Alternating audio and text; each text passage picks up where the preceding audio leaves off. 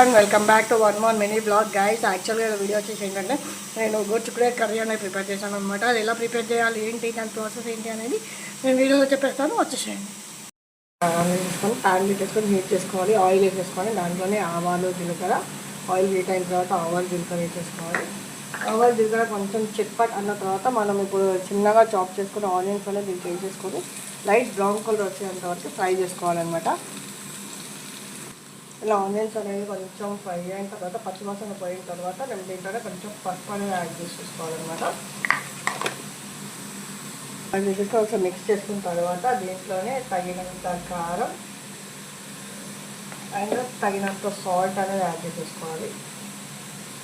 Salt, ఉప్పు, కారం మంచిగా మిక్స్ అయ్యేలాగా ఒకసారి మనం దీంట్లో పెట్టుకున్నాం. ఈ రెండు మంచిగా మిక్స్ అయిన తర్వాత మనం ఇప్పుడు ముందుగానే బాయిల్ చేసి పెట్టుకున్న గోర్చిక్కుడుకాయ అనేది నేను ముందుగానే బాయిల్ చేసి పెట్టుకున్నా. ఏదైనా దీంట్లో వేసేసుకోవాలన్నమాట. వేసేసుకొని మళ్ళీ వచ్చి మంచిగా మిక్స్ చేసుకోవాలి. ఉప్పు, కారం, ఈ ఆనియన్స్ మొత్తం పోపు అనేది దీంట్లో మంచిగా మిక్స్ అయ్యేలాగా మొత్తం మిక్స్ చేసుకోవాలన్నమాట. దీంట్లో నుంచి కొంచెం వాటర్ అనేది ఎవాపరేట్ అయిపోయిన తర్వాత మనం దీంట్లోనే కొంచెం గరం మసాలా అనేది యాడ్ చేస్తున్నాను.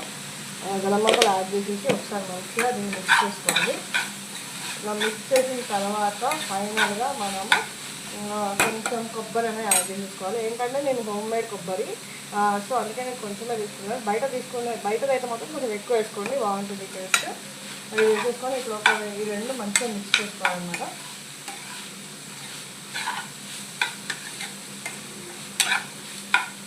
మిక్స్ చేసిన తర్వాత మనం లాస్ట్గా కొత్తిమీర అనేది యాడ్ చేసేసుకున్నాం. కొత్తిమీర యాడ్ చేసుకొని ఒకసారి దీన్ని మంచిగా మిక్స్ చేసుకోవాలన్నమాట. మంచిగా కలిపేసుకొని స్టవ్ అనేది ఆఫ్ చేసేసుకోవాలి. ఇలా మన ఎమ్మె గోర్చిక్కుడుకాయ కర్రీ అనేది రెడీ అయిపోయిందండి. మీరు కూడా ఇంట్లో ట్రై చేసి ఎలా వచ్చిందని కామెంట్ బాక్స్లో చెప్పండి. And please do like, share and subscribe to our channel.